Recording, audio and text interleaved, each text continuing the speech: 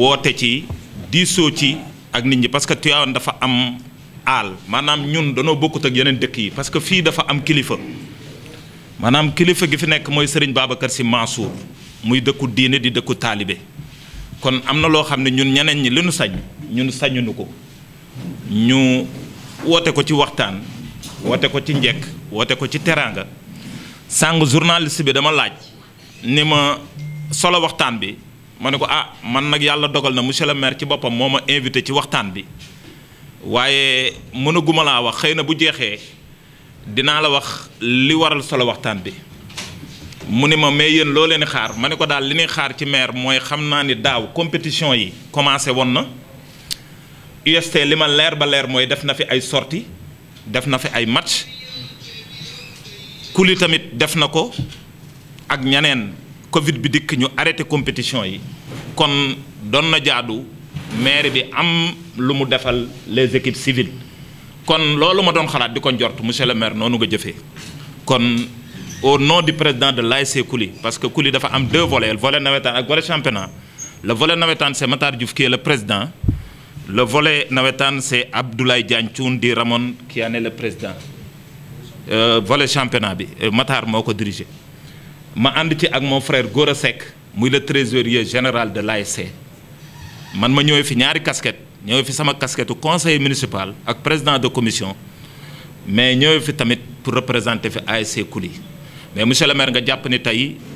def nga effort bu am solo parce que lii bu amul woon tamit mën nañ koo laaj parce que man wax dëgg yàlla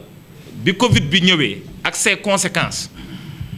man dama jàpp ni tey jox nit ki mu lekk wala mu naan wala jox ko ay jumtukaay yu mu mën a aare boppam ba feebar bi du ko dal man jàpp naa ni tey xëy na am na loo xam ni jox benn équipe bu nawetaan boo xam ne nawetaan amul subvention man jàpp naa ni lële moo gën a doon farata te lii tamit bu amul woon xëy na mën nañ koo xultu mais mën nañ koo lay mais ndokk ba nga ko xamee noonu nga def ko da nga wax lu am solo nag dëkk bi moom yàlla dogal na yaa fi kilifa loolu la yàlla dogal yow la fi yàlla teg mag ñi wóolu la kon nii nga defee loolu na ni xaar ci yow jàppal ni lépp loo defal population yi ci njaax ak njekk doyul parce que lii moom la ñuy xaar ci yow di ko xaar ci yow ci sport bi comme ni ko wax di ko yàq ci santé bi di ko xaar ci yow ci social bi di ko xaar ci yow ci fépp metti na nag teeñ bi metti na mais ci barki borom dëkk bi yàlla na la ko yàlla oyofal mais jàppal ni daal wax dëgg yàlla lii am nañ ci contentement jot amul au nom du président de l'ASC Kuli ñu ngi la ci remercier di ñaan yàlla tamit nii nga nu ko joxe suñu équipe yii di football muy UST dañ koy ñaanal yàlla mu dem benn palier supérieur parce que gis nga monsieur le maire football lu tax mu am solo daaw ñu doon dem match UST yi xam na ni UST bi mu yéegee dem national 1 bu national 2 chaque match bu UST doon recevoir stade bi da doon fees dell xale yi ba nag moom engouement fu doomu Tivaouane nekk di ci jàpp di joxe xaalis di joxe regroupement xale yi ci football commencé dund dëkk bi commencé naat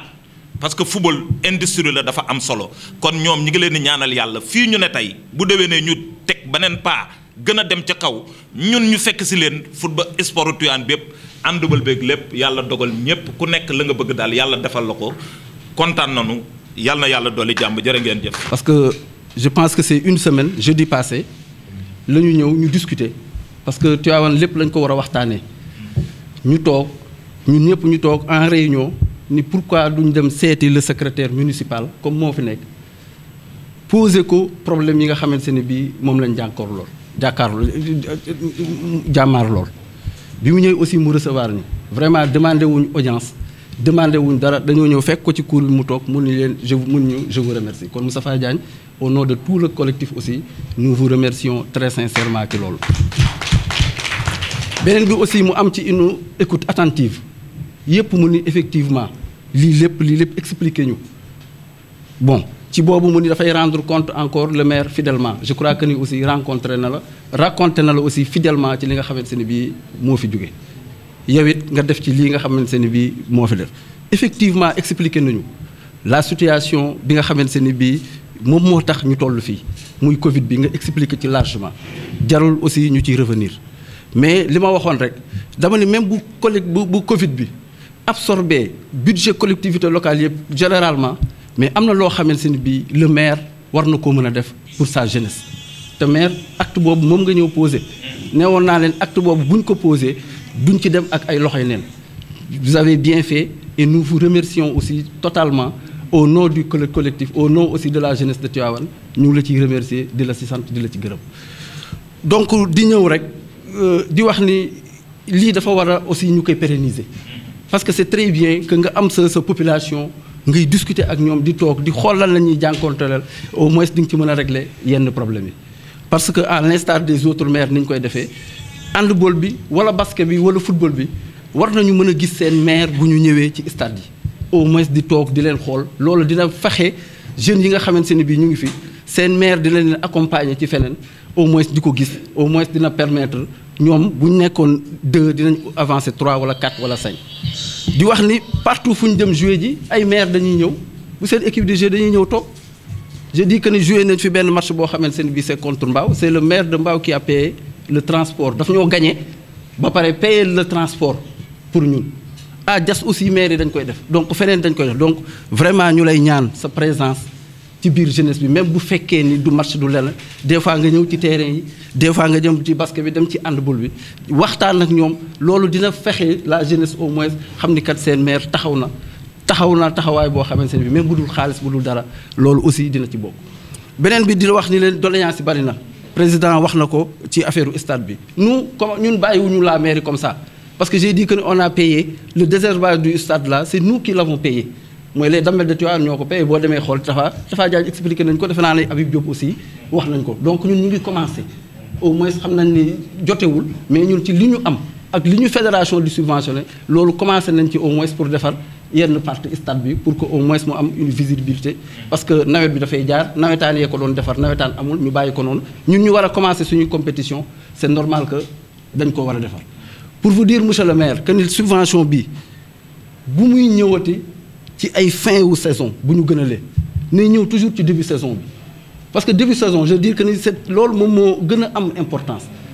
parce que ci ngay fay les actes administratifs ci ngay engagé ci compétition yi ci ngay def location li nga war terrain yeeg li nga war a def yëpp ci nga koy def ci nga war a jëndee ces matériels didactiques donc yëpp boo ko amul soo demee ba ca fin ba boo moytuwul li nga nar a jëndee wala li nga defee yooyu dafay impacté wu ci résultat match yi moo tax dañuy ñaan au nom du collectif que ñu les subventions des équipes civiles au moins ñu koy joxe ci début saison bi bañ koo booleeg équipe bu nawetaan yi nga xamante ne bu nawetaan jeexee lañ koy jox loolu dañ la koy ñaan te collectif bi yëpp je crois que ni loolu la ñu wax. beneen bi mooy damay wax ñun football ñetti affaire la ñuy laaj soo amee une bonne administration nga am un encadrement technique de qualité. am des joueurs de talent li ci des yëpp c'est des moyens suñ koy am équipe bi di def des bons en avant amuñu ay moyens yu suffisants mais boo xoolee ces 5 dernières années muy handball muy basket muy football ñoom ñëpp muy taekwondo et tout ku ci boo cité ñetti dëkk di nga ci boole Tivaouane te pourtant moyens yi demul noonu donc pour wax la yi nga xamante ne bii moom la ñuy jànkonteel sur le plan de l'handball effectivement vous avez raison def nga ci ay actes def nga ci mais il faut que nga gën ci taxaw. Parce que handball bi dafa Tivaouane dafa représenter Sénégal en Afrique donc du nekkatuñ ci équipe bu ndaw infrastructure bee bu ndaw bee ngay gis CM Ababacar Sy mënoo boo jëlee dàll handball bu war a durer 6 mois je dis que mënoo koo jouer ñetti match wala ñeenti match te dàll bi te yàquwul de même que les ballons yi nga xamante ne bii moom la ñuy utiliser donc ci fond PACASEN bi ngeen doon wax le parcours sportif bi. Effectivement, c'est une priorité, mais warul nekk la priorité des priorités par rapport ak les infrastructures yi nga xamante ne bii moom la ñu war a njëkk a defar muy bu basket muy bu handball. parce que am na 10 millions yoo xamante ne bii génne woon nañ ko je pense fële ca bi ñuy wax terrain gazon naturel bi man président de club la moom laa nekk génne woon nañ ko mais dañ ne woon après dañ koy retourner yóbbu ko defal ko terrain handball bi. Le secrétaire municipal apporte une réponse mais dañu bëgg une réponse boo xamante ne bi au moins war na mën a dalal xelu waa handball yi benn bi expertise u handball par exemple ci kii ñun dañu koy demander pas plus que avant-hier à Ngaye on a été à Mékhé le maire de Ngaye nous a invités pour que ñu wan ko ni ko dimension terrain handball lu muy demee nii et sous la houlette du président Pape Serre qui est un ingénieur en génie civil ci lañ demee ba tracé terrain bi defal ko yëpp ba mu naan sax est-ce que yéen mun leen fi ñëw pour jouer fii recevoir fi le temps que ngeen defar seen terrain ou bien xale yi ñëw aussi initier leen ay handball te bu fekkee ne ñun dañoo war a jóge Tivaouane di dem ba Ngaye pour def fa handball di fa ji pour terrain ak li Renaissance représenté en Afrique loolu baaxul si ñun c'est une mauvaise image boo xamante ne bii c'est une mauvaise image de Tivaouane pour vous dire l'importance bi nga xamante ne bii sport bi war nañ ko mën a gën a jox si seen budget importance boo xamante ne bii de même que basket chaque année je dis dafay dem tournoi monté chaque année mu dem tournoi de monté mais faute de moyens mu wàccaat football bi peut-être niñ ko changé waatee moo tax ñu yéeg parce que daaw quoi qu'on puisse dire ci football bi pourquoi ñu accéder en national 2 c'est parce que moment bi ñuy joué ji nous avions suffisamment de moyens bu ñu koy am dañ koy te moyens yi 90% yow la parce que yaa ñu jox 1 million pour vous dire te ci fin bi la fexe na ñun suñuy ressources yëpp def nañ ko ci match aller yeeg ak play off yi mais bi 1 million yooyu duggee moom moo ñu xaw a soufflé toujours beneen bi aussi di ñëw dans le cadre de l'handball il faut que monsieur le maire ñooñu nga jàppale leen ay jigéen lañu boo xoolee seen budget bi ñu def c'est plus de 11 millions il y a 12 choses yoo xamante ne bii c'est au niveau de lu mu tuddati Dabaax école privée ñoo koy fay boo jëlee ay doomu jàmbur jëlee leen ci ay dëkk ñu ñëw yow yaay yor seen lépp mi ngi mel ne yow yi nga yor sa doom ci sa dëkk ci sa kër yaay fay yaa koy jox mu lekk yaa koy jox mu naan yaay fay école am ay effet de toilette am yaa koy jox buy voyager yaa koy jox tabaski yaa koy jox korité yaa koy jox lépp yaa koy jox te dañoo nekk ci équipe boo xam ne bi élite la warul wàcc bien que nous sommes dans la formation parce que dans 2 ans ou 3 ans nous n'avons plus besoin di jël ay joueurs ci yeneen dëkk di leen indi mais élite bi dañ koy maintenir d'abord le temps que la progression di augmenter ci petite catégorie bi ba nga xamante ne bi finalement dinañ dem xam ni doomu Tivaouane kese moom mooy nekk Tivaouane di fi handball donc ñooñu aussi war nañ leen a jàppale donc en somme bëri na liñ ci war a mën a étaler beneen occasion dina présenter wu waat au moins ñu gën ci expliquer mais yaa ngi ciy jàpp mais ñuy ñaan yàlla nga ci gën a jàpp d'être encore plus présent il faut que ngay présent di ñëw ci terrain yi di xool ñun c'est ça ce qu'on a besoin loolu kese lañ ci gën a soxla di ñaanal ñëpp di leen sant di leen gërëm